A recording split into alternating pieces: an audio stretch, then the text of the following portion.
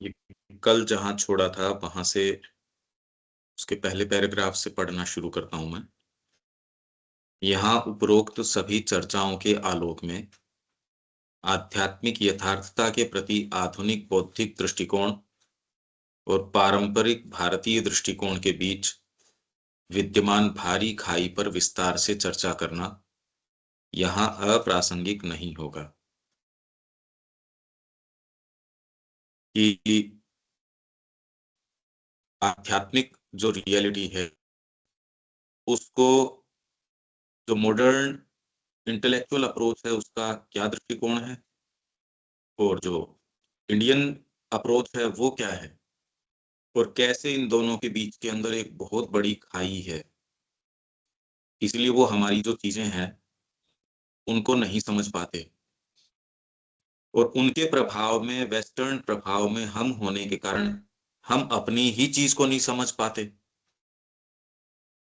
तो एक आधुनिक बौद्धिक विद्वान जो इंद्रिय मानसिकता में आधारित होता है, जैसे कि अधिकांश लोग होते हैं, पुराणों और महाकाव्यों के गंभीर उद्देश्य, उनकी जटिल प्रकृति और पद्धति तथा आत्मा के प्रति उनके अनूठे दृष्टिकोण के विषय में अनभिज्ञ होता है। और जब वह इतिहास, राजनीति, समाज और धर्म के विषय में तथ्यों को एकत्रित करने के लिए बौद्धिक आलोचना के भाव से पुराणों और महाकाव्यों के निकट जाएगा, तो वैसे तो उसे वे लगभग पूरी तरह से बोधगम्य तथा निरर्थक और बर्बर कल्पना से भरे हुए होंगे। तो यदि एक आधुनिक बौद्धिक विद्वान इंद्रिय मानसिकता में जो आधारित होता है, ये कल हमने इसको नहीं था, आप अगर इंद्रियों के माध्यम से चीजों को देखते हो, इंद्रिय मानसिकता से अगर आप वस्तुओं का विवेचन करते हो, तो व्यक्ति कहेगा और आधार भी क्या है, संपर्क में आने का और उपाय क्या है, क्या है। ये आवाज थोड़ी और ये कह रहे डिस्टर्बिंग, हैं ये। पता नहीं औरों के साथ है कि नहीं है। डिस्टर्बेंस है थोड़ी थोड़ी, बीच बीच में ग्लिचेस आ रहे हैं।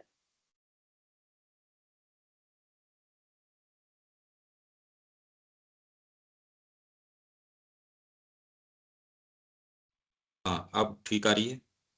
हाँ जी। इसके अंदर एक तो हमको ये समझना पड़ेगा कि जब तक इंद्रिय मानसिकता है तब तक सेंसेशनल अगर मेंटेलिटी है, सेंस मेंटेलिटी के ऊपर आधारित है आपकी जगत की रिपोर्ट, तो ये मिथ्या तो वैसे ही हो गई।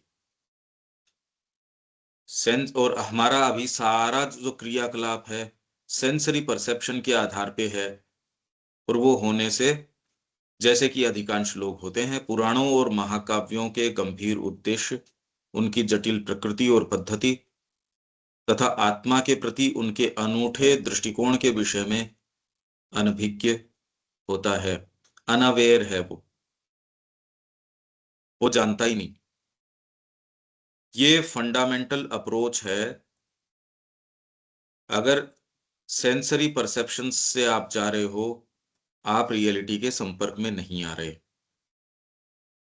ये यदि शिफ्ट नहीं आता, इसीलिए व्यक्ति अपने तरीके से आध्यात्मिकता को भी डिफाइन करता है, चीजों को डिफाइन करता है, पर वो होती नहीं।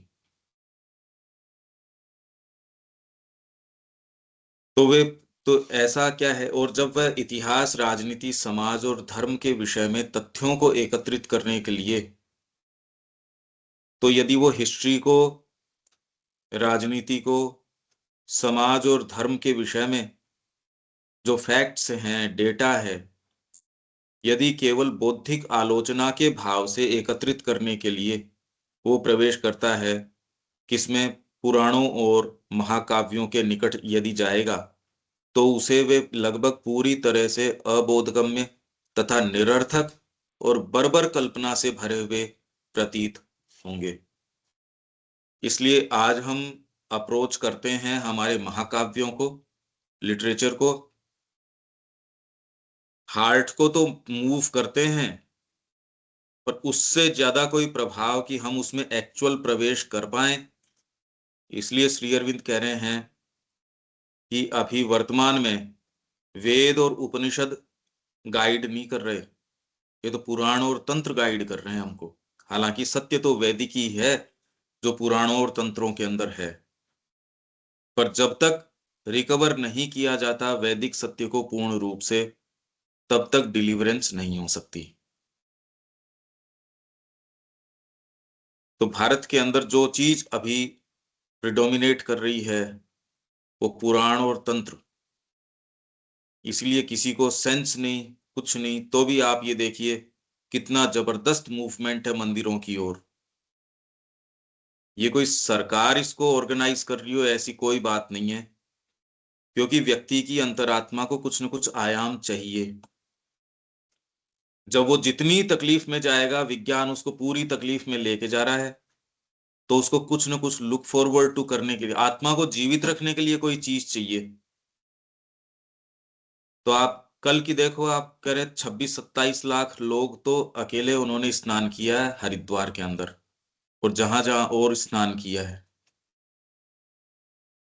आप कैसे ऑर्गेनाइज करो इसको, पॉलिटिकली कैसे करो इसको ऑर्गेनाइज? क्योंकि व्यक्ति के जीवन में जितना जो एकाकीपन है, लोनलीनेस है, तकलीफ है, उसके लिए वो ये देखता भी इधर मूव करो। ये कोई सच्ची आध्यात्मिकता नहीं है, ये तो खाली जिंदा बचे रहने की और मूवमेंट है, सहज है ये। तो यदि इन चीजों को हम न समझें तो हम पुराण क्या कर रहे हैं, महाकाव्य क्या कर रहे हैं, ये अबोधगम्य है। उससे ज्यादा अबोधगम्य श्री अरविंद जो कह रहे हैं वो बात है, अनइंटेलिजिबल है, हमको कुछ नहीं पता वो क्या कह रहे हैं। तो हम जो अप्रोच कर रहे हैं, यदि इंद्रिय मानसिकता से प्रवेश करने का प्रयास कर रहे हैं, तो उससे तो कैसे प्रवेश होगा? इसलिए श्री अरविंद जो इन चीजों का रहस्य हमारे सामने लेके आ रहे हैं, भारतीय संस्कृति का और का, इसीलिए वो बंद का बंद है।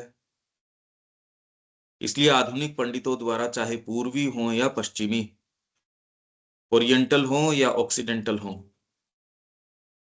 भारत के हों या यूरोप के हों, कोई भी हों, पश्चिम के हों, उनके प्रति विरुचि का भाव रखे जाना, पुराणों के या हमारे महाकाव्यों के संबंध में इनका एक की रुचि नहीं है इसके अंदर। उनके साथ ऐसा बर्ताव करना कि वह लगभग कोरी कल्पना है, समझ में आता है। तो ये बात समझ में आती है। आप अगर इंद्रिय मानसिकता से उनके पास जाओगे, और कोई दूसरी मानसिकता हमारे पास है नहीं, और आज सफलता के मानक ही यही हैं कि हमको वो चीज प्राप्त है तो हम सफल है, तो ये जो मूवमेंट है ये हमारी आत्मा के खंडन का मूवमेंट है। ये एक फंडामेंटल बात है, कहता कोई है नहीं इसके बारे में। अगर आप इस अप्रोच से जाते हो तो आप किसी भी सत्य के नजदीक नहीं जाते, और जो हमारी जो बेस्ट चीजें हैं, जो इस संस्कृति की चीज है, उसका प्राण है, उसके मर्म तक आप प्रवेश नहीं कर सकते अगर इस मानसिकता से आप अप्रोच करते हो तो। अब ये शिफ्ट कैसे आए? एक तो ये बड़ी, क्यों हम हर जने को ये लग रहा है वो तो सही चल रहा है, ये तो महसूस हो ही नहीं रहा किसी को। कि जिसको महसूस हो जाता है वो तो फिर बाद में टटोलता है कि बात क्या है। ये जो इंद्रिय मानसिकता है, ये कोई कहता नहीं कि आप जो अप्रोच कर रहे हो ये इंद्रिय मानसिकता है, और चलोगे भी कैसे, और तरीका भी क्या है, अप्रोच ही कैसे करो देविका जी, कैसे मूव करे आदमी, और कर भी क्या सकता है? आप खूब इंटेलेक्चुअली ग्रोन हो सकते हो, चीजों के बारे में बड़ी बारीक आपके समझ हो सकती है, वो सारी, और है ही पश्चिम के अंदर बेवकूफ थोड़ी है कि उनको ये बात ही नहीं समझ में आ रही। अब तो पूर्व हो या पश्चिम हो, ये सारे ही इकसार हो गए, किसी को कुछ नहीं समझ में आता। हाँ जी, ये तो साइकिक मूवमेंट है बेसिकली, तभी आ सकता है क्योंकि साइकिक ही अंदर से प्रेशर डालेगी बाहर, और पर्सन जो है वो चीजों के अंदर जाएगा। अगर साइकिक का इतना मूवमेंट नहीं है तो वो हर चीज को बाहर से ही देखेगा, सरफेस कॉन्शियसनेस से ही देखेगा। भाई साइक धर्म की ओर जो मूव कर रहे हैं आपके, उनके कहीं ना कहीं भाव तो है ही, क्योंकि भाव को हम ट्रांसलेट कर देते हैं साइकिक से। तो वो लोग तो बड़े सिंसियर हैं जो आपके इन तीर्थ स्थलों में जा रहे हैं। या ये तो हमने खूब खूब बात करी थी पहले कि इसको कैसे हम बीच की एक फाइन लाइन है। तो इसमें आपने बताया था तंत्रा इन्वॉल्व है बेसिकली। हाँ, पुराण और श्री अरविंद कह रहे हैं कि आज जो गाइड कर रहे हैं हमको, वेद और उपनिषद नहीं कर रहे, जितने की हम मूव्ड हैं पुराण और तंत्र के द्वारा। इससे कोई ये नीचे नहीं हो गई, इससे ये कोई कमजोर चीज नहीं हो गई। पुराण और तंत्र वही काम कर रहे हैं जो वेद कर रहे हैं। वैदिक सत्य ही पुराणों के रूप में और तंत्रों के रूप में फॉर्मुलेट कर रहा है, पर हमको वो डिलीवर नहीं कर सकता। श्री अरविंद कह रहे हैं कि हमको संपूर्ण सत्य तक जाना पड़ेगा। वैदिक सत्य की संपूर्णता तक जाने से ही चमत्कार हो सकता है, अधूरी चीज से नहीं हो सकता है। अभी तो जिंदा रखने के लिए इसने रख रखा है हमको।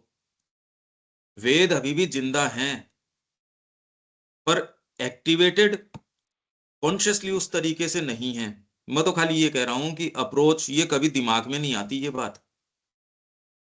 अभी हम कहने के लिए कह रहे हैं, बाकी इंद्रिय मानसिकता को तोड़ के मैं कह रहा हूं साधना में आ जाओ। चाहे इंद्रिय मानसिकता से भैया हम परे तो कैसे चले। लोग को तो हाँ, हम लोग को तो मन मन ही न मिला है समझने के लिए, या ये हम तो मन के द्वारा ही हर चीज, मनुष्य है तो मन ही मुख्य रूप से और बुद्धि काम करता है। लेकिन जब तक हमको अपने अंदर जाके आत्मा का बोध नहीं होगा, तब तक हम आत्मा से या हृदय से कैसे पढ़ेंगे, कैसे समझेंगे। आत्मा का बोध तो पहले होगा, तभी तो वहाँ जो, चूंकि मनुष्य मन और इंद्रिय में ही उलझा रहता है, बुद्धि को ही श्रेष्ठ हम समझते हैं, क्योंकि समझने का साधन तो हमको यही दो चीज मिला है, मीन्स मन और श्रेष्ठ है, बुद्धि। बुद्धि श्रेष्ठ है डेफिनेटली। हम्म। पर बुद्धि फ्री नहीं है ना। बुद्ध अभी तो सात्विकता का केंद्र तो बुद्धि है। अगर बुद्धि आप अप्लाई करो तो वो कई काम जो कर रहे हैं वो कर सकते ही नहीं हम। जीवन में पाशविकता रह सकती ही नहीं यदि आप बुद्धि अप्लाई करो तो। बुद्धि भी तो गहने पड़ी है आपके लोअर नेचर के, वो भी तो उसके गिरवी पड़ी है ना अभी। लोअर नेचर को छोड़ने के लिए तो हमको अपने अंदर के आत्मा तक न पहुंचना होगा। जब पहले वो बुद्धि को उसकी बुद्धि को अभिव्यक्ति, काम में लेना पड़ेगा। बुद्धि को अंतरात्मा काम में में। जाओ कैसे, मेरे को वो महसूस ही नहीं हो तो मैं जाऊं कैसे। यही तो बात मैं कह रहा हूं, मैं जाऊं कैसे। क्योंकि ये बात तो बहुत ज्यादा प्रचलन में है कि भीतर जाओ भीतर जाओ। और हमसे भी अच्छे अच्छे बोलने वाले कितने कितने बोलने वाले हैं, ये कोई स्वीकार करने ही तैयार नहीं हम भीतर नहीं है। एक साइकिक जो है वो ही बंदे को आगे लेके जाता है, अंदर के अंदर वही लेके जाता है, क्योंकि कोई ना कोई चीज आपको हाँ, कोप रही है, आपको डिससेटिस्फैक्शन दे रही है। जब तक आप बाहर बहुत सेटिस्फाइड हो आप अंदर नहीं जाओगे। तो जो साइकिक है वो आपको डिससेटिस्फाई करती है कि ये चीज इनसफिशिएंट है, तभी आप अंदर की तरफ मूव करते हो। देखिए जब तक ये मूवमेंट नहीं आता कि आप अबाध रूप से भगवान की ओर, जो होना हो सो हो। होना क्या, आप मर जाओगे अगर उधर नहीं जाओगे, तो ये फीलिंग यदि आती है कि मैं और कोई दूसरी चीज नहीं कर सकता, I can not do otherwise, बस, तो ये मूवमेंट इसका मतलब कोई तरफ है, नहीं तो मिली जुली सरकार है। इनसफिशियंसी तो हर जने को महसूस होती है। जो दुनिया का रिचेस्ट आदमी है उसको अपने तरीके की होती है। आप साधकों को देखो या जो ये आपके सन्यासियों को देखो, तो वो कहीं न कहीं अगर सिंसियर हैं तो उनमें डीप कहीं न कहीं कोई इनसफिशियंसी महसूस होती है। ऐसा कौन व्यक्ति है अच्छे वालों को अपने नजदीक से देखा है, बहुत अच्छे लोग हैं, पर वो महसूस ये कर रहे हैं हम कहीं आके अटक गए। गुरुजी थे तब तक तो ठीक है, गुरुजी के तरीके से चल रहे थे, इन प्रश्नों को आप साइकोलॉजिकली थोड़ा महसूस करके देखो, आपके पास गाइडिंग फैक्टर क्या है। भाई हमारे पास तो मां श्री अरविंद की वाणी है, पर उसको इंटरप्रेट कैसे करें? इंद्रिय मानसिकता से ही तो कर रहे हैं सारे के सारे, ये सारे सत्र हो रहे, सारे कोलाहल हो रहा, अपने तरीके से तो वो कर ही रहे हैं। हर जना कह रहा हम तो माँ के बहुत ईमानदार लोग हैं, ये हैं, और हैं भी भाई, ठीक है, जितना कर सकते हैं उतना। अपन तो समस्या के मूल में जा रहे हैं कि गाइडिंग फैक्टर कैसे हो, निर्धारण निर्धारण हो कैसे। भौतिक रूप से गुरु हो तब तो बहुत ज्यादा सेफ्टी है, भौतिक रूप से गुरु सामने नहीं हो, वो थे तब भी उनकी चीजों को यदि इतना मैनिपुलेट किया जा रहा है, माँ डायरेक्टली आपको लिख के कह रही है या बोल के कह रही है, तो व्यक्ति अपने तरीके से मोल्ड कर रहा है। तो माँ ने बाद में कहा भी, मैं पहले झगड़े इनके निपटाती थी, अब मैंने बंद कर दिए, क्योंकि मैंने जब निपटाया तो झगड़े बढ़ने शुरू हो गए, तो मैंने ये बंद ही कर दिया। लोगों को होस्टाइल पावर से मुक्त करना शुरू किया, वो भाग के फिर उसको ओढ़ लेते, ये मैंने बंद किया। तो माँ ने कितनी सारी चीजें करके वो बंद करेगी, इनको सेटिस्फाई किया ही नहीं जा सकता। लोगों को समझाना, उनको जस्टिफिकेशंस देना, ये बंद किया। उनका चाहे इनको कुछ भी कह दो, इनको तो वो समझना है जो इनको समझना है। मोल्ड करके कह देंगे माता जी तो ये कह रही हैं, माता जी तो ये वाली बात कह रही हैं। तो समस्या हम जहां ढूंढ रहे हैं उससे बहुत ज्यादा गहरी है। व्यक्ति के पास कैसे कोई पकड़ क्या है इसमें। इसलिए सिंसियरिटी ही, मां श्री अरविंद के शब्दों के प्रति भी जो आप उसमें से क्या निकालोगे वो आपकी सिंसियरिटी पे डिपेंड करता है। नहीं तो भले आप सारे दिन लाइब्रेरियन ही हो और सारे दिन उन्हीं से डील कर रहे हो और एक हर्फ नहीं पता आपको। ये भी उदाहरण अपने पास हैं, उनको कुछ नहीं पता। सारी चीज सिंसियरिटी पे डिपेंड करती है। अब ये तो कोई बार मिलती नहीं। तो इंद्रियबद्ध चेतना है, मैं तो ये कह रहा हूं इसको फंडामेंटली, कि जो हम कह रहे हैं क्या इतनी बात बेसिक समझ में नहीं आ रही?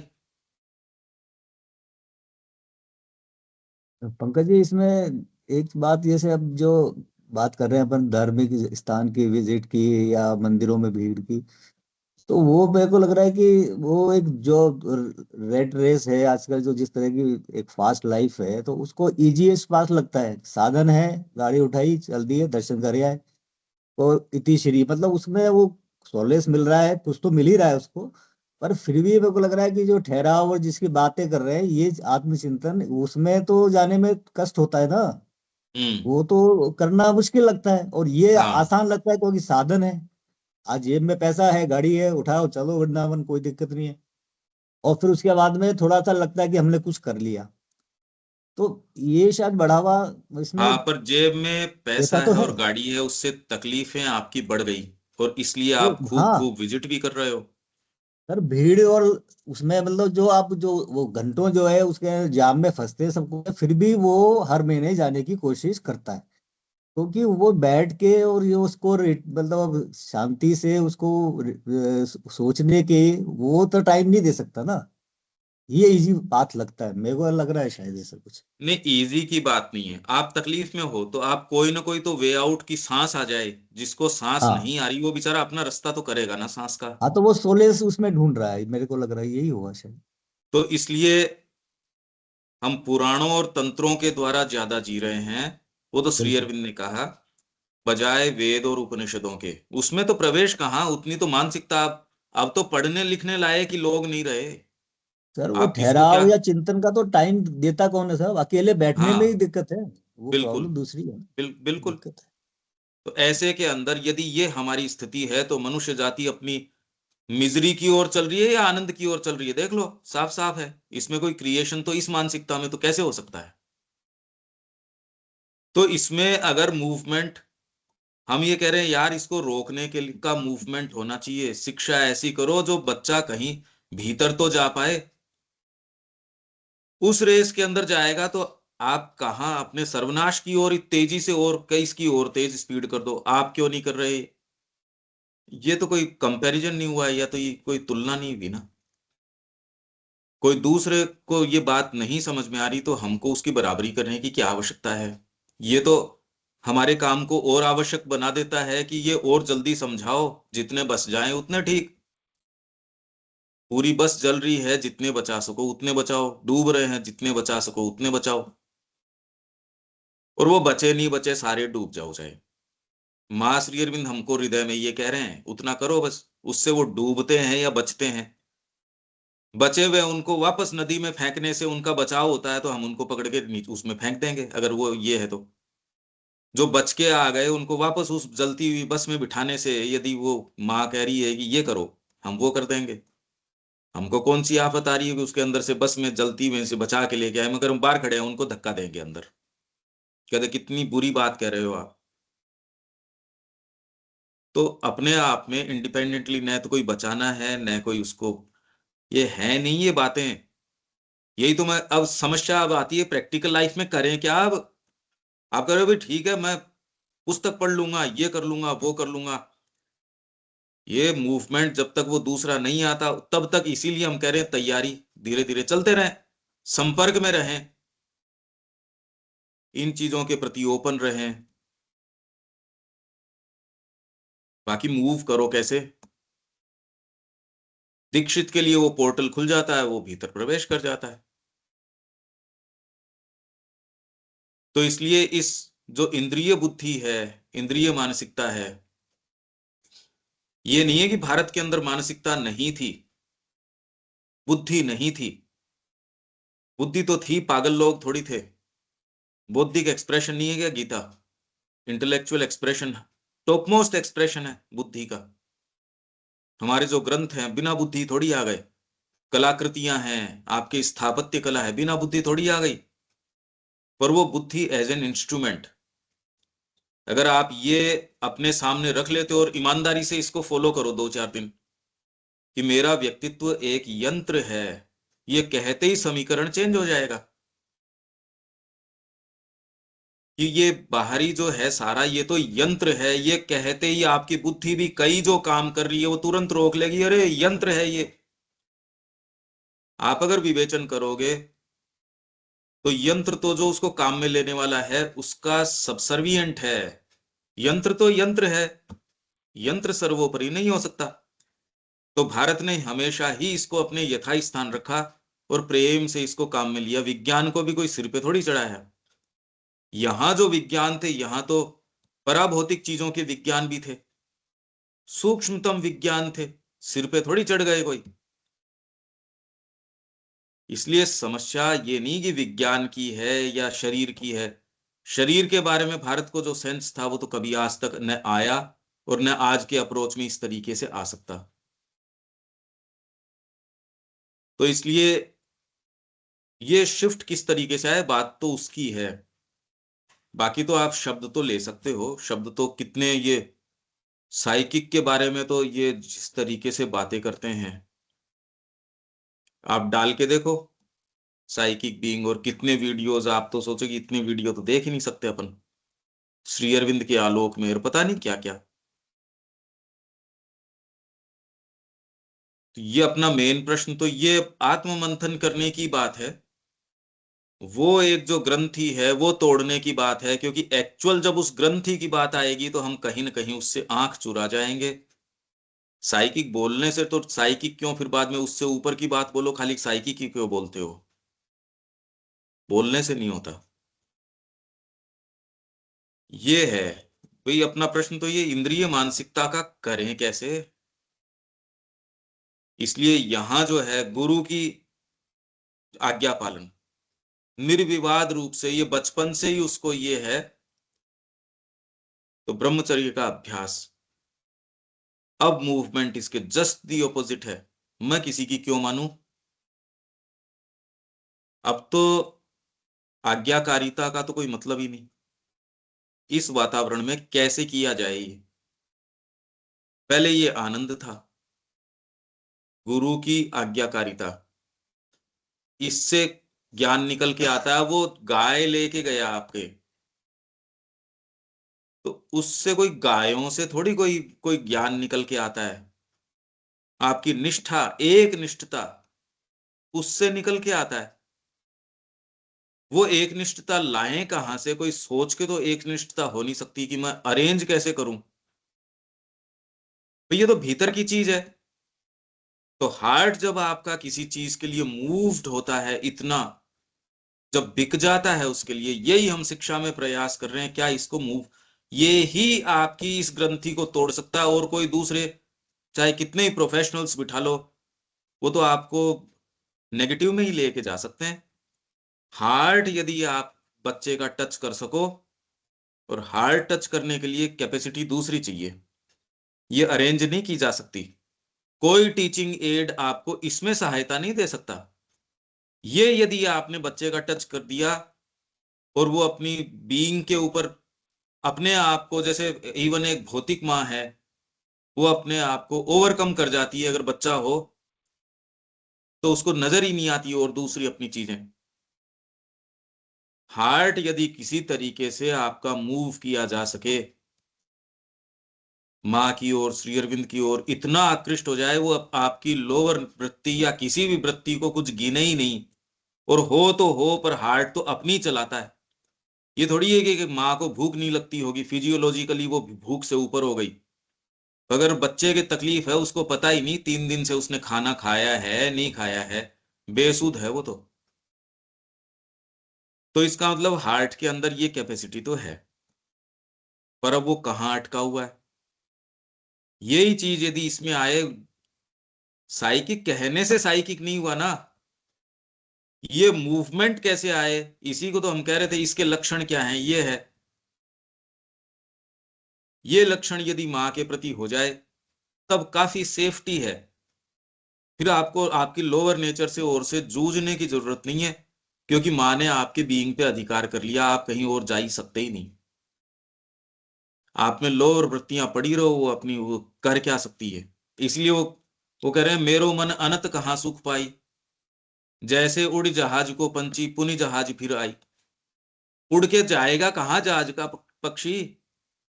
तो इसलिए पड़ी रहो ये लोअर नेचर। माँ का इतना आप पे अधिकार हो जाता है, वो जो चाहती है वो करवाती है। इससे ज्यादा सेफ और कोई तरीका नहीं है। आप अगर व्यक्तिगत साधना के तरीके से करेंगे, बहुत मेहनत है, रिटर्न बहुत थोड़ा है। पर ये कहना बड़ा खतरनाक है, क्योंकि हर जना हम में से तैयार ही है कि माँ का ही हाथ मेरे ऊपर है और वो ही मेरे को चला रही है, और लोअर वृत्ति की ग्रंथि को टच ही नहीं करना चाहते हम। मेरी पति, मेरे पत्नी, मेरा बच्चा, मेरा परिवार, मेरा ये, मेरा एक कंफर्ट जोन, मेरा ये ग्रंथि कोई टच नहीं करता। और कोई कहने से भी डरते हैं। आप ये देखिए, वो साइकिक की बात कर लेंगे, इसकी बात, पता नहीं क्या क्या बातें करेंगे। वो तो आजकल तो सारे ऑन रिकॉर्ड हैं,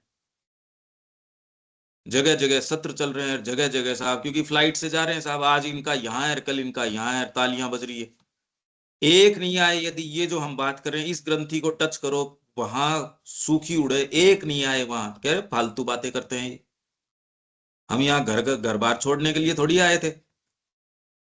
उनके प्रश्न ये होते हैं कि जी हमारे इस चीज के अंदर भी एक ठीक ठीक बैठ जाए।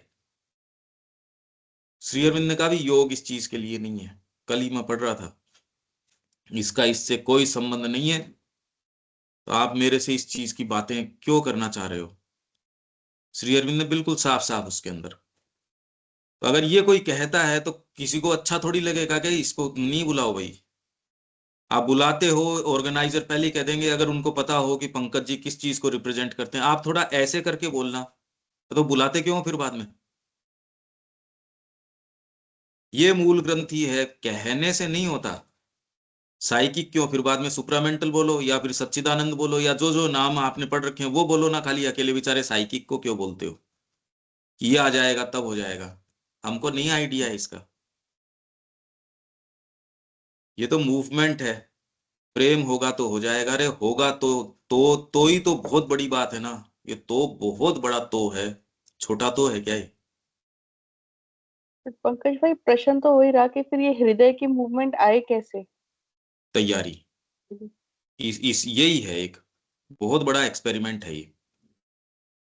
आप तो पढ़ के गए हो ओन एजुकेशन के अंदर, जो इंग्लिश में, कि उसको सोइंग ऑफ वाइल्ड ओट्स, अगर जो पश्चिम में ढोंग का बहुत बड़ा कारण है, श्री अरविंद कह रहे हैं, क्योंकि हृदय है वो बुद्धि नहीं है। आपके दो सेंटर्स हैं, तो हृदय ज्यादा पावरफुल सेंटर है ज्ञान का, पर उसमें खाली अगर ये हो वो चीज नहीं हो तो उसके अंदर क्लैरिटी नहीं, फिर लोअर मूवमेंट्स बहुत जल्दी प्रवेश कर जाते हैं। ये बातें पहली बार तो हो रही हैं इस तरीके से, इसीलिए अभियान तो चालू होते हैं कि हम ये शिक्षा करवाएंगे इंटीग्रल एजुकेशन के नाम से। सैकड़ों नहीं, मतलब मेरे ख्याल से तो 400-500 स्कूल्स तो अकेले आपके उड़ीसा के अंदर है। और अगर इंटीग्रल एजुकेशन के नाम से अगर यूं देखो तो मेरे ख्याल से तो 1000 से ऊपर की संख्या तो हो गई होगी। और उनका आप विजिट करके देखो इस दृष्टिकोण से, जो माँ और श्री जिस प्योरिटी की बात कर रहे हैं, जिस चीज की बात कर रहे हैं, हम ये सारी चर्चा खाली इंद्रिय मानसिकता के दृष्टिकोण से कर रहे हैं फिलहाल तो, कि आपकी सेंस मेंटेलिटी है उसको कैसे तोड़ा जाए। भारत ने ये ही काम किया, इसी की तैयारी करी, इसलिए यहां वेद उपनिषद ये सारे यों रोम रोम की इसके अंदर बह रहे थे, इसमें नस नाड़ी में। और रविन्द्रनाथ टैगोर ने बड़ा सुंदर वर्णन किया कि इसको जन जन तक लेके कैसे गए। कि यहां कोई भिक्षा मांग रहा है, वो भी गा रहा है वो वाली चीज, तो ये सारे के सारे लोग मिलके पूरे देश के अंदर संचार कर रहे हैं इन बातों का। वेदांत के सत्य हैं वो जन जन के गाने के अंदर आ गए, भजनों के अंदर आ गए, लोक गीतों के अंदर आ गए। अब तो आपकी कल्पना को इतना वल्गराइज कर दिया। अब तो आप माइथोलॉजी को भी आप देखते हो तो शिवजी वैसी विरह के अंदर, आप ये देखो तो सही इन्होंने क्या बनाया है, क्योंकि अपनी मानसिकता ही उनमें पढ़ते हैं ये, और तो कर क्या सकते हैं। आपको यदि ये कहा जाए चलो सावित्री के डायलॉग्स लिखो, आपके पास क्या आधार होगा। मैं ये कहूं कि अभी तो आप रिसीविंग एंड के ऊपर हो, इसलिए आपको कोई दिक्कत नहीं है। मन चाहा आपने मेरी बात पे प्रश्न कर लिया, मन चाहा आपने ले लिया, वो ठीक है। अगर आपका दायित्व हो कि 15 मिनट कहीं रिप्रेजेंट करना है, 1 घंटे कहीं बोलना है, क्या बोल लो, क्या बोलो उसके अंदर। या आपको ये हो कि ये संवाद है, या ऑथेंटिकली ये बात कि नहीं ये ही है, क्या आधार है ये बोलने का, कुछ नहीं। तो ये जो सेंस मेंटेलिटी है, इसके दृष्टिकोण से यदि आप देखते हो, कुछ समझ में नहीं आता, कुछ भी समझ में नहीं आता। और ये बात भी नहीं समझ में आती कि सेंस मेंटेलिटी आपको कहीं नहीं लेके जा सकती। और आज इसी का बोलबाला है, इसको हम कैसे तोड़ें। माँ के लिए ऑफर करो, लिखो रजिस्ट्री करो माँ के नाम, माँ आज से मेरा जीवन आपका है, वास्तव में आपका है। कहो अरे इतना आपने पढ़ा है, इतना किया है, यदि आपके अलावा और कोई दूसरी चीज इनिशिएट नहीं करेगी, मेरे और कोई बाध्यता नहीं है, न मेरे को परिवार बाध्य कर सकता, न मेरे को और कोई चीज बाध्य कर सकती। मैं केवल आपका ही हुक्म मानता हूं। हाँ, फिर बाद में आपके बीइंग की जो समस्याएं हैं वो तो दूसरे तरीके से आप टैकल करोगे, पर इस मार्ग में जाने वाला व्यक्ति पहले अपना पिंडदान कर देता था, अभी भी करते हैं, कि और कोई दूसरी चीज का मेरे ऊपर क्लेम नहीं है। अरे ये कह के उसने कोई समस्या मेटी नहीं, क्योंकि खुद के बीइंग की उसके अंदर इतनी सारी दबी हुई जो है डंप यार्ड्स इस इतने हैं हमारे अंदर, बाहरी जरूरत क्या है। बेचारे परिवार को क्या दोष देते हो। हमारे खुद की दबी हुई इतनी सारी चीजें प्रारब्ध की और की वो इतनी दबी हुई हैं, आपको क्या जरूरत है और बाहरी टाइस से इतना माथापच्ची करने की। पिंडदान करने से कोई मुक्त थोड़ी हो जाते हो, समस्या खुलती है पहली बार। आपने इन समस्याओं को खोलने के लिए फ्री किया अपने आप को, ये समझो। पिंडदान जो किया उससे कोई समस्या मिट नहीं गई साधु की, अगर वास्तव में है तो। उसने तो पहली बार ये स्वीकार किया, चलो अब मैं सच्चे रंगों में इस नेचर को हाथ में लेता हूं और इसका शुद्धिकरण करता हूं, ये किया उसने खाली। और भगवत उसने जो धारण किया, ये बार बार रिमाइंड करने के लिए कि ना भैया नीचे नहीं जा सकता। ये थोड़ी है कि वो शुद्धिकरण हो गया उसका और वो सिद्ध हो गया, कुछ नहीं। और श्री अरविंद तो उसको कहां लेके चले गए, करे सारे जहां खत्म होते वहां तो ये शुरू होते हैं। किस प्योरिटी की मांग कर रहे हैं आप? अटके हुए हो पहले वाले के ऊपर। उस पे ही प्रश्न करते ही कितने हम इनसिक्योर हो जाते हैं, अरे ये चीज जाएगी। जाना क्या है, ऑलरेडी पैकेजेस खूब खूब भरे पड़े हैं। कितने पैकेजेस हैं गंदगी के और पता नहीं क्या क्या। हम साहस कर तो पाएंगे क्या उनको कि भैया ये है वस्तु स्थिति, तो है ये। भारत इस चीज के लिए खूब समझता है और उसने पद्धतियां बनाई है, योग पद्धतियां, ये पद्धतियां, कितनी पद्धतियां, शिक्षा की पद्धतियां। भारत इस दृष्टिकोण से करता है, इसलिए भारत की सारी चीज देखो, उस मेंटेलिटी से अप्रोच करो, आप कुछ नहीं समझते। इस संस्कृति को आप टीका है, यज्ञोपवीत है, धोती है, शिखा है, इन पर उतार लाते हो, व्रत है, त्योहार है। ठीक है वो, क्योंकि दूसरों के पास तो वो भी ऑफर करने के लिए वो तो बिल्कुल जाहिल गंवार है, वो लगते हैं अच्छे। यहां तो आप हाँ हाँ कर लोगे, आप एयरपोर्ट पे जाती देखो आप, वैसी ड्रेस करना वही। अगर वहां उनकी कि जी हम ये इसमें गए कॉन्फ्रेंस के अंदर, उसी एटिकेट से चलेंगे, चाल ही बदल जाती है। अरे भैया तू तो मेरे साथ आया था ना।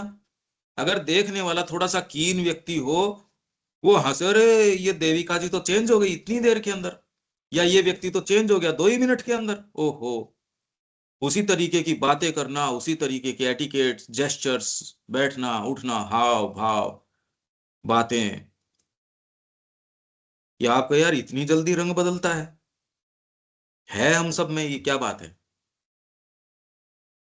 और इंडियननेस से आप ये कहते हो कि ये वाला परिधान और ये इंडियननेस है, ये भी बिल्कुल जो खोखली चीज है, ये इंडियननेस है नहीं। वो तो ये है कि आत्मा का वैभव, आप आत्मा आपको प्राप्त हुई नहीं तो आपके वैभव आए कहां से, जबरदस्ती कैसे आए? जो चीज मेरे को प्राप्त ही नहीं हुई। मगर अनिल जी चेहरे के ऊपर इतना भाव लेके आओ कि आपने कलाकंद खाया क्या, यार मुंह में दो तो भाव आएगा। तो साइकिक बोलने से साइकिक हो जाएगा क्या? रसगुल्ले की बात करूं मैं आपसे, या कलाकंद की बात करूं, या मैं जिस भी मिठाई की जो आप अच्छी लगती है उसकी बात करूं, आपके मेरा चित्त और खराब कर दिया आपने, दो या तो मेरे को। बातें करने से थोड़ी कोई आपके चेहरे पे कंटेंटमेंट का भाव आ जाएगा, इसीलिए नहीं आ रहा। तो क्या तो बच्चे को प्रदान करो, क्या यहाँ इस संस्कृति को अप्रोच करो, नहीं अप्रोच कर सकते, ये है प्रॉब्लम। क्यों अनिल जी, समझ में आ रही है आप ये पूरी ग्रंथि जो ये कह रहे हैं? इसलिए हम डिटूर करके इस पे एक एक शब्द पे जा रहे हैं। नहीं, बिल्कुल सही बात है। अब वो मतलब वो गहराई में जब तक नहीं जाएंगे तो वो ऐसे पकड़ में नहीं आएगी, है भी नहीं, चीज ऐसी है। अब ये तैयारी शुरू करनी पड़ेगी हमको देविका जी, अब ये सारी चीज क्लियर हो चुकी है। अब भी नहीं करते तो नहीं करते, वो तो फिर बाद में कॉन्शियसली हमने चयन ही कर लिया कि हमको नहीं करना। हाँ जी। नहीं तो सेंस मेंटेलिटी नहीं तोड़ सकते, उससे परे कैसे जाओगे? उन तरीकों को तो आप जो कह रहे हो यदि फ्रेम कर भी सकते हो, वो तरीके तो कितने कितने लोग बड़े सिंसियर हैं। धरती क्या इतनी अकल नहीं है क्या कि हमको तो कोई विशेष अकल आ गई, उन लोगों को नहीं है? या इतने इनसिंसियर है वो नहीं कर रहे? सारी सिंसियरिटी इकट्ठी करो, झोंक दो उसको,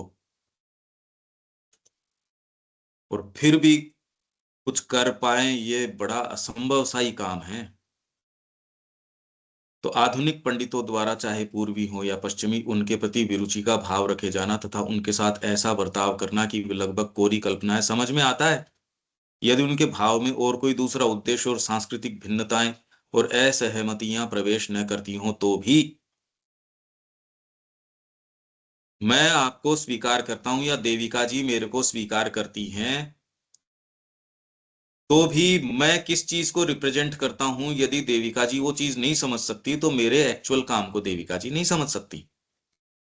मेरे प्रति यदि सिंपैथी भी रखती हैं देविका जी, तो भारतीय संस्कृति के प्रति आपके गुडविल है, तो भी आप इसके अंदर प्रवेश नहीं कर सकते यदि आपकी इंद्रिय मानसिकता है। तो यदि आपका अप्रोच होस्टाइल है जैसा कि पश्चिम का है, तब तो कोई संभावना ही नहीं है।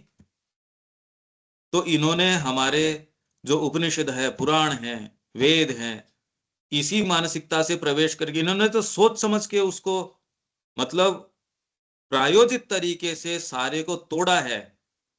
हमारी शिक्षा को, संस्कृति को इन्होंने तो प्रायोजित तरीके से तोड़ा है, और इतना अच्छा तोड़ दिया कि हम अपने आप को इंटेलेक्चुअल बताते हैं अपनी ही संस्कृति का खंडन करके। कैसी मूर्खता है! अपनी रूट्स से अलग होके कोई पेड़ जिंदा कैसे रह सकता है? इसलिए भारत बेचारा देख रहा है मैं सांस कैसे लेऊं। हम समझ नहीं रहे। हम भारतीय हैं, इंडियननेस है, हमारा योग दिवस अरे इसमें नहीं है। और अब तो बिल्कुल क्लियर कट है, श्री अरबिंदो में प्रवेश किए बिना आप कुछ कर सकते ही नहीं। इंडिपेंडेंटली ना आप पुराणों में प्रवेश, आप कहीं प्रवेश कर सकते ही नहीं। अगर आप श्री अरविंद में प्रवेश नहीं करते तो आप इनमें इंडिपेंडेंटली प्रवेश कर सकते ही नहीं। अब तो कोई बचा ही नहीं जो आपका इसमें प्रवेश करवा दे। श्री अरविंद में प्रवेश किए बिना आप इनमें, हमारी संस्कृति में, अध्यात्म में, किसी भी अच्छी चीज में प्रवेश नहीं कर सकते। ये कहने का कन्विक्शन कम से कम आपको तो सेंस आना चाहिए। आप न गीता में प्रवेश कर सकते, न उपनिषदों में कर सकते, न पुराणों में कर सकते, न महाकाव्यों में। इसी एफर्ट को हमको लगा कि ये करना चाहिए रामचरितमानस के विषय में, तो अब धीरे धीरे कोशिश कर रहे हैं। अगर किसी को एक गुटका भी मिल गया, एक फॉर्मूला भी मिल गया, तो वो पूरी रामचरितमानस में इसी भाव से बारीकी से जा सकता है। यही अपन ने कोशिश करी। जन जन तक ये चले जाए, मुश्किल है। क्योंकि आप अगर सोचोगे कि आप लोगों के बीच में ये लेके जाओ, आपके ही परिकर के लोग हैं, कोई चाहता ही नहीं। वो कहता है यार पैसे ले ले तू, आश्रम को दे दे, मेरे को उसमें कोई दिक्कत नहीं है, पर किताब वाली बात मत करो। वो आपसे किताब लेने को ही तैयार नहीं है। आप फ्री ऑफ कॉस्ट दो तो भी वो कहते यार पड़ी रहेगी, क्यों मतलब खराब कर रहे हो। आप उनसे कोई अच्छी चीज की आशा कैसे कर सकते हो? आप उनको एक गंभीर चीज नहीं दे सकते। अब तो ये छोटी छोटी बुकलेट्स हैं, पर कितनी इसमें गंभीरता है। एक तो पूरी करने में देखो कितने दिन हो गए हमको, क्या चीजें निकल के आ रही है इसमें। आप चाहो तो भी चारों तरफ का माहौल ये है, और फिर आप ये कहो कि आध्यात्मिकता ये पता नहीं कहाँ होती है ये। अरे कहाँ होती है ये? आप देना चाहो एक अच्छी पुस्तक किसी को देना, जो श्री अरविंद के नाम से भी इंस्टीट्यूट है, उनको आप देना, तो वो आपको पता है आप उनके पास एक सेट अपना नहीं दे सकते। ये तो वर्तमान स्थिति है। पढ़ना लिखना कहाँ, क्षमता ही खत्म हो गई। क्यों देविका जी, देख रहे हो ना आप ये बात? तो हाँ जी। वो आपके जो है वो इंस्टीट्यूट चला रहे हैं, उन्होंने तो पलट के एक बार वो तो फोन ही उठाना बंद उनका। जबकि अपन तो कह रहे हैं भी ये आप, ये वर्तमान स्थिति है। हम जो बातें कर रहे हैं उनको रियलिटी चेक पे भी, कसौटी पे भी उतार लो, हम जानते हैं ये सारी बातें। अरे हम तो तैयार कर रहे हैं पुस्तकें, हम कोई पागल थोड़ी हैं। आगे सामने क्या रेजिस्टेंस है वो तो देख ही रहे हैं, उसके बावजूद ये काम कर रहे हैं। आप सब लोग तो महसूस कर ही रहे हो कि कैसे भाई, ये तो जाती ही नहीं है चीजें, तो कोई लेने तैयार नहीं, फ्री ऑफ कॉस्ट दे तो तैयार नहीं। 180 रुपए सालाना आपके है इसका, अग्निशिखा या आपकी जो मैगजीन आती है, इसको रिसीव करने तैयार नहीं। वो कहते 180 रुपए सालाना दे दो, जिसमें 12 मैगजीन आ रही है, पोस्टेज का अगले का खर्चा हो रहा है, पर मैगजीन कितनी की पड़ी, वो लेने तैयार नहीं है। 180 किसी से मांग लिया, वो आश्रम में आना बंद हो गया यहाँ, उससे 180 रुपए मांग लिए हमने, और वो यूं वो गीता का ज्ञान दे रहा था। ये वर्तमान स्थिति है। और आप कहाँ, मतलब किसकी बात कर रहे हो, किसकी शिक्षा, किसकी बातें? ये तो वर्तमान स्थिति है। 180 रुपए आपको नहीं देना चाहते सालाना। अनिल जी इसके प्रमाण है, मतलब अनिल जी तो देख रहे हैं कि भाई ये तो कोई देना ही नहीं चाहता। सर ये जो है ना, ये जो आप कह रहे हो, ये तो बिल्कुल दुखती रग है। जो मेंबरशिप फीस के साथ में जो है ना, मेंबरशिप भी स्पॉन्सर्ड हो रही है। मैं कर रहा हूँ, कितने सालों से कर रहा हूँ, और वो मना कर देते हैं कि यार भेजो मत इसको, ये लो सर। अरे फ्री में आ रही है, स्पॉन्सर कर रहा है, उसके बाद में भी रेजिस्टेंस, मतलब देने की बात तो बहुत दूर है। मतलब ऐसे क्या व्यक्ति कहले। जिन्होंने आश्रम से किनारा कर लिया इसलिए क्योंकि आप 180 रुपए मांगने के लिए आपने फोन कर दिया हमको। और अब ये दूसरी तो तरफ मैं देख कल्पना रहा हूँ से। ये, यार एक बात और नजर आती है, जैसे अब बुक फेयर लग रहे हैं, सब कुछ हो रहा है, बेस्ट सेलर के नाम से जो मार्केटिंग हो रही है, और वो यूथ जो है वो मंगा रहा भी है, और लग रहा है उनके घरों में, सब में, हमारे घर में भी देखता हूँ, मतलब वो बुक्स और वो जरूर ले मंगा लेंगे, और उसको पढ़ेंगे, कितना पढ़ेंगे पता नहीं, मतलब हमारी कोई बुकलेट देंगे तो उसको तो वो एक लाइन भी नहीं पढ़ने की कोशिश करेंगे, लेकिन वो बेस्ट सेलर जो है वो सब घर में आ रही है अभी भी। अब ये तो मतलब अभी प्रभाव तो है उसका जा नहीं रहा ना सर, कैसे तो होगा। आपको चारों तरफ मैं यही कह रहा हूं कि जो ये हम बात कर रहे हैं इंद्रिय मानसिकता की, इसमें आप ये कहो कि इस कि हम भारतीयता में प्रवेश करें, भारतीय ये भारतीय वो, यार तुम बात क्या कर रहे हो। वेद का हम सेमिनार करें, ये करें, अरे पहले आदमी तो बिठाओ यहाँ, उसको रिसीव करने के लिए मनुष्य तो बिठाओ। मनुष्य शरीर में पता नहीं कौन कौन है, रिसीव करने वाले तो बिठाओ। 3 दिन का कहीं भी या 2 दिन का सेशन होता है, वो तीसरा दिन तो मानना ही बंद कर दिया।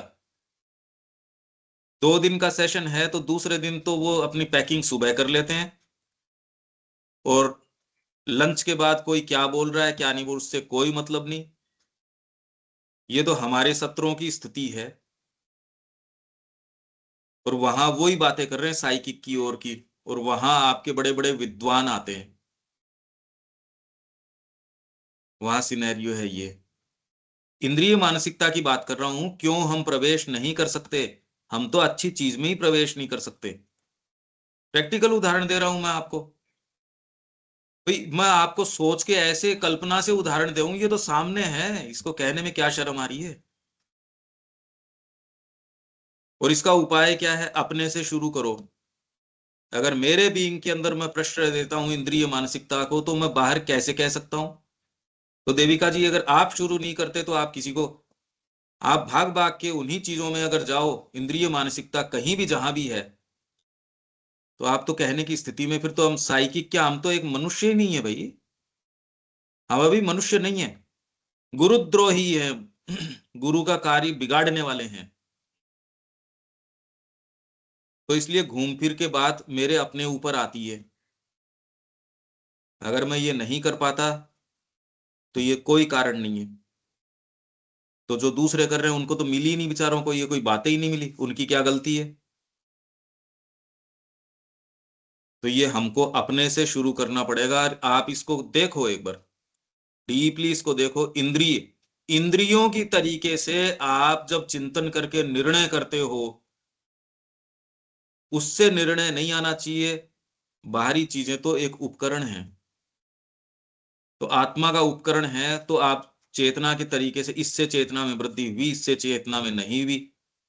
वाइटल को नहीं घुसाओ, क्योंकि जो उसको अच्छा लगेगा उसको तो आपको ये कहेगा नहीं नहीं इसमें तो चेतना में वृद्धि हो गई। वो तो आपको रोज होटल में जाने से वृद्धि करवा देगी चेतना के अंदर।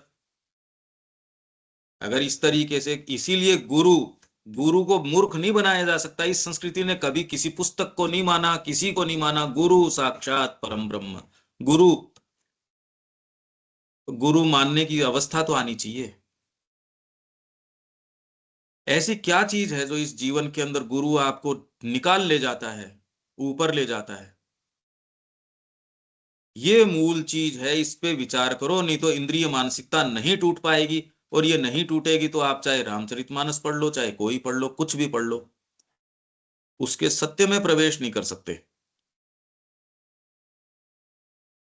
तो इसलिए इसका मूल कारण है आधुनिक मानसिकता का वस्तुओं की सतही प्रतीति में कैद होना। अभी तो कैद है। आप तो चाहते हो इस जेल से निकलना, अगर चाहते हो तो, पर बाहर ताला लगा हुआ है। और परिणाम स्वरूप ऐसी प्रतीतियों को ही यथार्थता समझ लेने की उसकी प्रवृत्ति। भारतीय आध्यात्मिक परंपरा ने में यह बात अनादिकाल से ज्ञात है कि इंद्रियों का और अपने स्वयं के सीधे संज्ञान का उपयोग करके मनस के द्वारा जिस प्रकार के जगत का बोध किया जाता है, और हमारे समक्ष उसका जैसा चित्र प्रस्तुत किया जाता है वह बिल्कुल भी विश्वसनीय नहीं है। ये विश्वसनीय नहीं है, ये तो अपनी ही है। हाँ, और इस भ्रामक आधार पर विचार और समझ का जो विशाल निर्माण खड़ा किया जाता है, उस पर भी समान ही रूप से यह अविश्वसनीयता लागू होती है। तो इसलिए इंद्रियों के माध्यम से जो चीज हो रही है वो भी अविश्वसनीय हो गई। तो प्रमाणीकरण के वो जो हमने कहा था 3 तरीके, प्रत्यक्ष है, अनुमान है और आप्तवचन है। आप यदि प्रत्यक्ष के ऊपर या अनुमान के ऊपर रहते हो तो आप सतह में अटके रहते हो, उसके रियल जो ट्रुथ है, क्रक्स है, उस पे नहीं जा पाते। ये व्यक्ति है वो आप्तवचन से शुरू करता है, होगी ये प्रतीतियां, गुरु जो कह रहे हैं मेरे लिए वो सत्य है, और एक्चुअल में अपना आनंद आप उसमें ढूंढते हो। आप इस सारी पहेली का चाबी जान जाते हो, सत्य जान जाते हो, उसमें भीतर प्रवेश कर जाते हो। है तो बात साइकोलॉजिकल, हो नहीं पाती ये सूक्ष्म है, कोई बाहरी कुछ करना नहीं, इसमें बाहरी चीज नहीं है अनिल जी कोई भी, ये तो सूक्ष्म है, साइकोलॉजिकली तो है ये, पर ये है भारी, करो कैसे?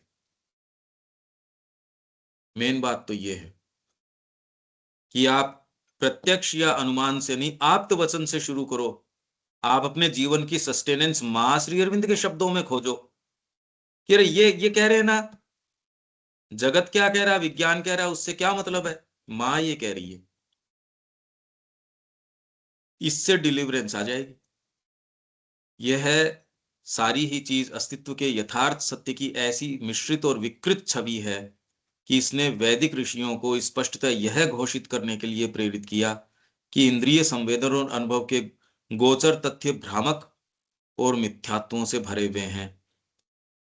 इंद्रिय संवेदन और अनुभव के गोचर तथ्य जो आपको टेंजिबल ट्रुथ्स हैं, जो आपके डेटा है। अब प्रॉब्लम क्या है, यदि आप इसी डेटा को लेके आप सोचो मैं आध्यात्मिकता कर लूं, अगर इन्हीं चीजों को, इसी डेटा को काम में ले रहे हो, तो आप तो फिर बाद में इसी के चंगुल में ऑलरेडी हो। तो लोग बहुत अच्छे मंसूबों से, हम इंटीग्रल एजुकेशन करेंगे, हम पूर्ण योग करेंगे, आश्रम खोलेंगे, वो करेंगे, अगर वो इससे करते हैं तो देखो ये तो तरीका है ही, सेल्फ सस्टेनिंग आपका सेंटर तो होना ही चाहिए। ये एक ऐसी एक्टिविटी करो, इससे पैसा आ जाए, इससे ये आ जाए, ये इससे ये हो जाए, शिक्षा में ऐसे करो, क्लासरूम ऐसे होने चाहिए, ये वाली चीज ऐसे होनी चाहिए, इस तरीके से प्रेजेंट करो तो आपके पास बच्चे आ जाएंगे, ऐसी डिग्री करो, ऐसा ये करो। आप एक चीज को स्वीकार कर लो, कोई भी एक चीज स्वीकार कर लो, वो आप ऐसे ग्रूव में चढ़ गए, वो लास्ट तक आपको लेके जाएगा ही। इससे फर्क नहीं पड़ता कि कन्वेयर बेल्ट में आपका टी शर्ट आई है या कोई पैंट का कोई कॉर्नर आ गया या आपका हाथ आ गया, वो तो मशीन मशीन पूरी निगलेगी आपको। जितनी जल्दी उससे पिंड छुटाओ, आपका अगर हाथ आ गया तो व्यक्ति क्या करता है, उसको जल्दी काटो, नहीं तो पूरा शरीर जाएगा। कोई कपड़ा किसी चीज के अंदर आ गया, वो मशीन तो खाएगी आपको। तो उससे जितना जल्दी पिंड छुटा सको, आप सोचो वहां परफेक्शन कर लोगे, अरे वो तो दांत हैं, वो राक्षसी दांत हैं, वो उससे चंगुल से छूटो, पांव आ गया तो पांव को काट के निकलो फटाफट। तो यदि उस तरीके से ही व्यक्ति ये कर रहा है तो वेदों को सेंस था इसका, इसीलिए हमने वो बताया, वो जो जिसमें श्री अरविंद कह रहे हैं वो पाषंड होता है, वो जो जो हेतुवाद मैंने आपको पढ़ाया भी था यहाँ, वो इनको फिर से भेज देना। तो वैदिक ऋषियों ने यही काम किया शुरू से,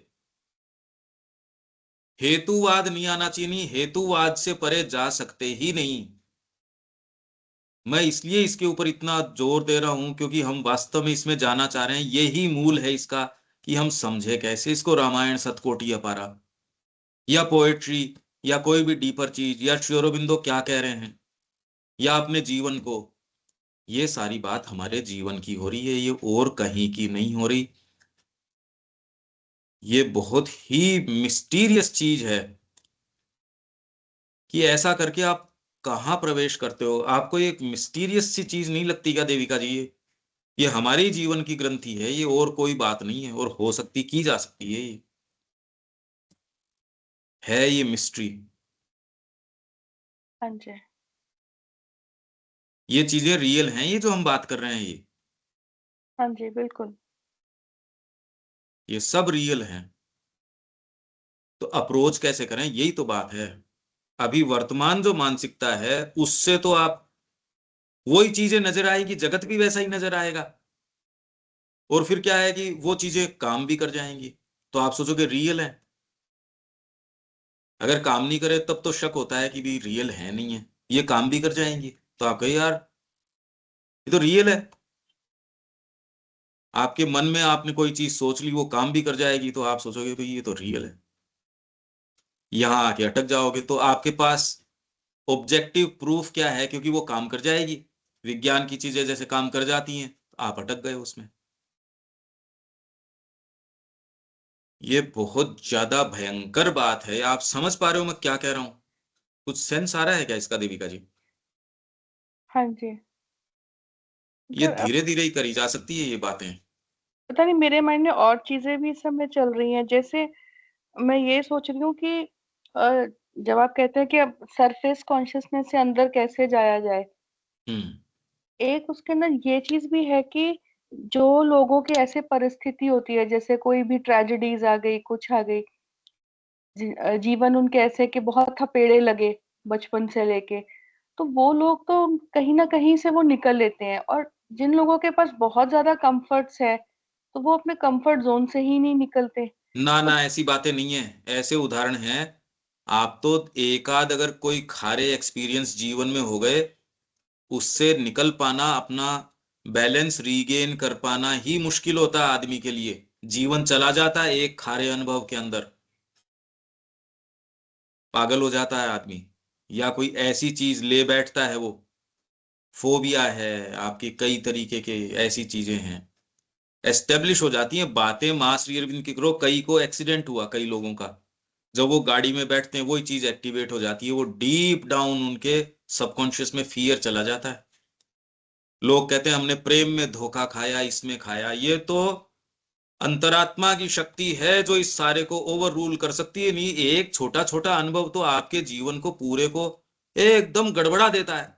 एक अनुभव, आपने नजदीक से नरसंहार देखा हो, रोज ये कहानियां छपती है, जो प्लेन क्रैश हुआ था अभी, उसका जो अलोन सब जो सर्वाइवर है वो कह रहा है मेरा तो जीवन ही नर्क है, मैं मर जाता तो ठीक रहता। व्यक्ति को जेल हो गई या कोई ऐसी चीज हो गई, आप क्या कह रहे हो, व्यक्ति निकल लेता है इसमें, एक नहीं निकलता। डीपर आधार यदि नहीं हो तो ट्रेजेडी से निकल सकते ही नहीं। इसीलिए हम पढ़ रहे थे, श्री अरबिंदो ने भी कहा साहित्य के अंदर, और ये एरिस्टोटल ने भी कहा साहित्य का जो प्रभाव है ट्रेजेडी का, वो शुद्धिकारक है, उसका वो नाम लेते हैं कैथारसिस। क्योंकि अगर आपके जीवन में एक्चुअल ट्रेजेडी हो गई, आपके पास तो गैप नहीं होता ना उसको फील करना, आपके सेंसेशंस और आपकी बुद्धि, ये तो एक हो गए, इनके बीच में गैप नहीं रहा।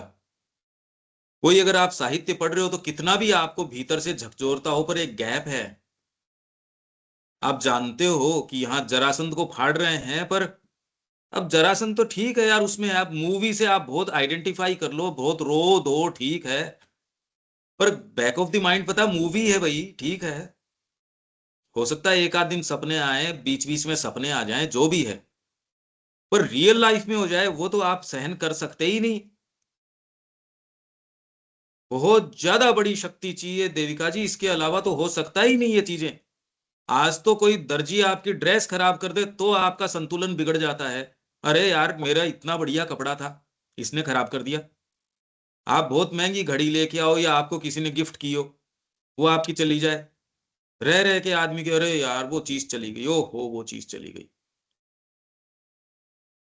एक एक छोटी छोटी चीज से तो आदमी ऊपर नहीं उठ पाता, बहुत ज्यादा बड़ी शक्ति चाहिए अंतरात्मा की, ये कहने सुनने की बातें नहीं है। ये तो खाली ये दिखाता है कि आप जगत के संपर्क में आए ही नहीं, आपने जीवन देखा ही नहीं। नहीं तो आदमी कहता प्यार में धोखा हो गया, और वो एक धोखा है, जिंदगी भर ढोता है वो, रह रह के याद आती है उसको। हो सकता है वो बहुत चैरिटेबल हो जाए, दूसरों के साथ अच्छा व्यवहार करे, कि मेरे साथ जो हुआ दूसरों के साथ नहीं होना चाहिए, मेरे परिवार के साथ जो हुआ दूसरों के साथ नहीं होना चाहिए, पर बैक ऑफ द माइंड तो उसके वही है ना। तो ये बातें नहीं है, ये कुछ चीज और है। आप इसको जनरलाइज नहीं कर सकते कि तकलीफ में आके, अरे कौन है जिसके जीवन में किसी नजदीकी की मृत्यु न हुई हो, तो सारे भगवान की ओर ही मुड़ जाते। नहीं है ऐसा। कौन है ऐसा जिसके आसपास के व्यक्ति के साथ एक्सीडेंट न हुआ हो, या जिसके साथ कोई धोखा न हुआ हो, या कोई ऐसी चीज जो मर्म तक उसको। पर मर्म भी तो हमारा छिछला है। मर्म मतलब क्या होता है? थोड़ा सा ग्राउंड को स्क्रैच करो, इतने में तो मर्म आ जाता है हमारा। मर्म कोई बहुत गहरा थोड़ी है आपका। ये हमारी वर्तमान स्थिति है। क्यों देविका जी, समझ आ रही है क्या? हाँ जी। फिर जो ये कहते हैं pain is the hammer of God. हाँ, ये तैयार करता है, आपकी भूमि को जोतता है, यही आपको मैच्योर बनाता है। पेन है ही इसलिए क्योंकि बाहरी आपके चिपटाव इतना भयंकर है। ये तो भगवान की बड़ी सुरक्षा कवच है आपके ऊपर, नहीं तो पागल हो जाए व्यक्ति। वो उसको आभास देता है, जितना वो डाइजेस्ट कर सकता है, चबा सकता है, उतना थोड़ा पेन भी दे देता है। वो भी आपके जीवन को डेकोरेट करने के लिए ही आपको, हाँ मेरे जीवन में तो समस्या भी है, मैं संघर्ष भी कर रहा हूं। है नहीं,